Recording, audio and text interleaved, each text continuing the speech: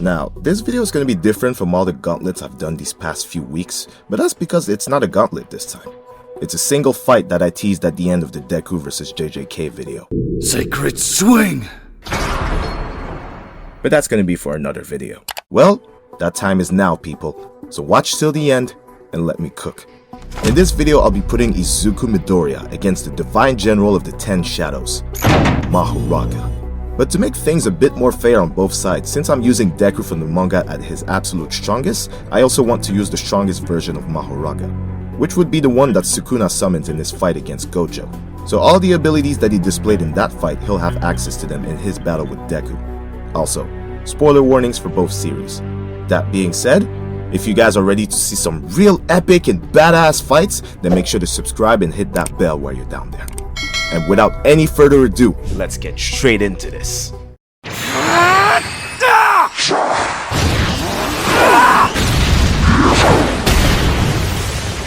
Now, although both these characters are incredibly strong, each of them is gonna have some difficulty dealing with the other special quirks and advantages. In Deku's case, the crazy speed he gains when using all of his quirks would make it very easy for him to completely blitz MAHORAGA and land multiple hits on him.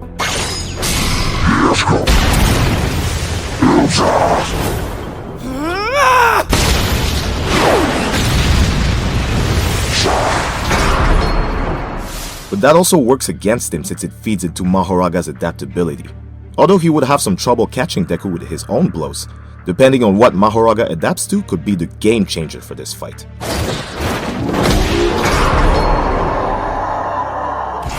See, the one thing that could really cripple Deku is the variety of his attacks. And now, you might be thinking, well, he has 7 quirks. What do you mean variety? He can do a bunch of stuff with one for all. 6.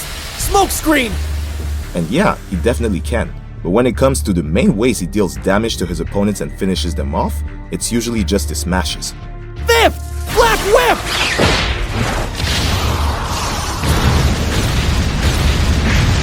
They might have different names and slightly different effects on impact, but essentially, they're either really hard punches or kicks reinforced with his quirks. Now, in his fight with Sukuna, the narrator stated that if MAHORAGA adapted to slashes in general instead of adapting to dismantle, the outcome could have been entirely different.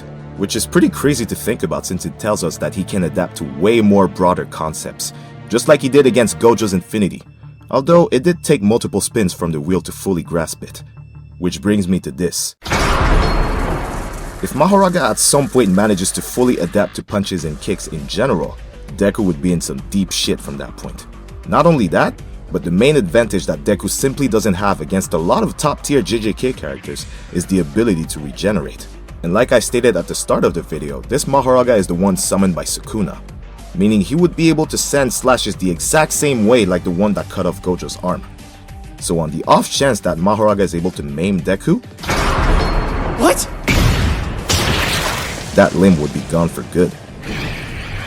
And unlike the manga, Eri won't be there to rewind him back this time. But honestly, considering Deku's insane speed and danger sense always giving him a heads up, that's incredibly unlikely.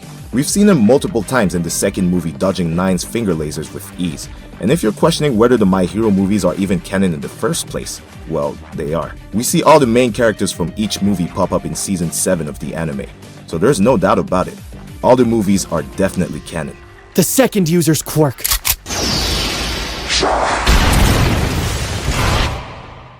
So at that point, the main question is, does Deku have an attack that's so incredibly powerful that could destroy MAHORAGA in a single blow?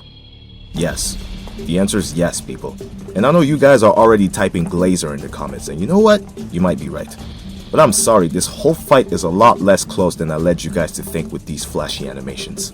Deku's full power is more than enough to completely destroy the Shikigami. And I know some of you, if not a lot of you guys, are still going to be completely delusional about this, so hear me out. The fire arrow that killed the MAHORAGA that Megumi summoned destroyed a large portion of Shibuya. The unlimited hollow that killed him in his fight with Gojo also did a great deal of damage to a large portion of Shinjuku. However, the final smash that Deku used to defeat Shigaraki at the end of the manga was strong enough to create storms and shift the weather across the entire planet. Now, don't get me wrong, both of Sukuna and Gojo's attacks are still very impressive, but neither of them managed to do anything close to that. So when I tell you that MAHORAGA would get absolutely deleted by DEKU, I mean that.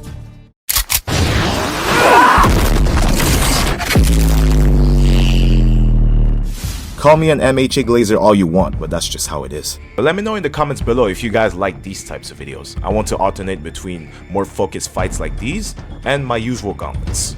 But anyways, next animation